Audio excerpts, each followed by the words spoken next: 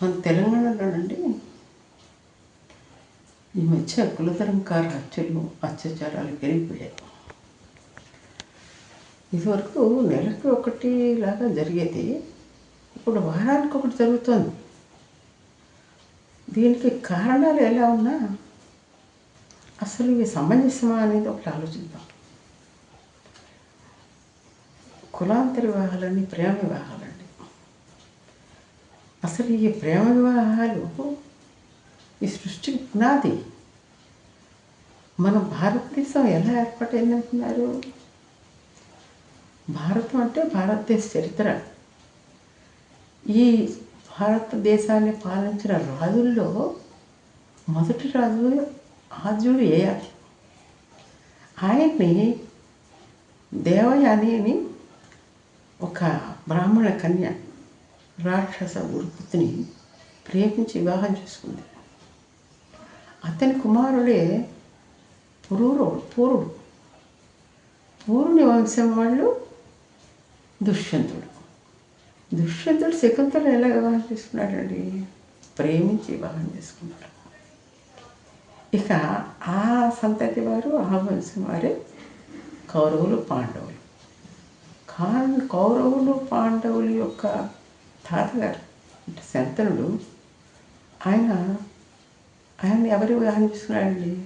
సత్యవతి అని ఒక మత్స్యకన్యని వివాహం చేసుకున్నాడు. మరి వాళ్ళ కులం ఏంటి, వీళ్ళ కులం ఏంటి? అది ప్రేమ వివాహం. ఒక కొడుకు ఉండగా నేను ఈవెన్ ప్రేమించాను లేకపోతే చచ్చిపోతాను అని అంటే ఆ భీష్ముడు నిలబడి ఆ వివాహం చేయించాడు. వారి సంతతి వారే కౌరవులు, పాండవులు. మరి మొదట పుట్టినటువంటి దుష్యంతుడు ఉన్నటువంటి పూర్వపురుషుడైన దుష్యంతుడికి, శకుంతలకి జన్మించిన వాడే భరతుడు. ఆ భరతుడే ఈ దేశాన్ని అంతా ఏరాడు. అతని పేరు మీద ఈ దేశం భారతదేశం అని పేరు వచ్చింది. ఇదంతా ఇలా ఉండగా భారతం నిండా ప్రేమ వివాహాలే.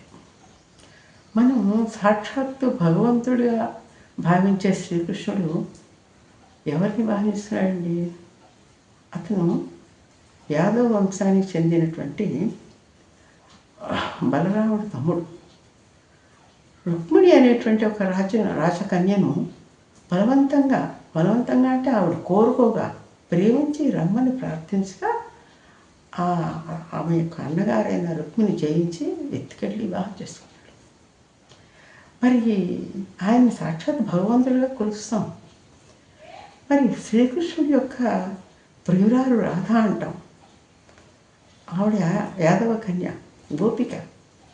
మరి రాధా మాధవ ప్రయాణాన్ని మనం ఎలా చూస్తామండి? గొప్ప ఆత్మ పరమాత్మ యొక్క ఐక్యత కింద భావించి వాళ్ళని కొలుస్తాం. ఇంకా నలుడు, దమయంతి ఎలా వివాహం చేసుకుందండి నలుడిని? దేవతా శ్రేష్ఠులందరూ కూర్చొని ఉండగా స్వయంవరంలో వారందరినీ కాదని తను ఒలిచినటువంటి నలుడిని వివాహం చేసుకుంది. ఇలా భారతం నిండా కులాంతర ప్రేమ వివాహాలే. మరి శశిరేఖ, అభిమన్యుడు, ఈ మొత్తం ఇదంతా అంత చరిత్ర మనకు ఉండగా ఈ క్రీస్తు శకం తర్వాత 2-3 శతాబ్దాల్లో వచ్చినటువంటి ఈ మనుధర్మ శాస్త్రం ద్వారా స్త్రీ యొక్క సర్వ హక్కులు హరించబడ్డాయి. ఆవిడ ఒకసారి వివాహం చేసుకోగలదు, అది తండ్రి మాత్రమే చేయాలి, ఆవిడకి స్వాతంత్రం లేదు అని అందులో శాసించారు. ఆ విధంగా స్త్రీ యొక్క పరిస్థితి క్షీణించిపోతూ వచ్చింది. తర్వాత ఎన్నో సంస్కరణల తర్వాత స్వాతంత్రం పొంది స్త్రీలు ఇప్పుడు స్వేచ్ఛగా పురుషులతో, మగ పిల్లలతో సమానంగా చదువుకుంటున్నారు, అన్ని రకాలైన ఉద్యోగాలు చేస్తున్నారు, అన్ని రంగాల్లో రాణిస్తున్నారు.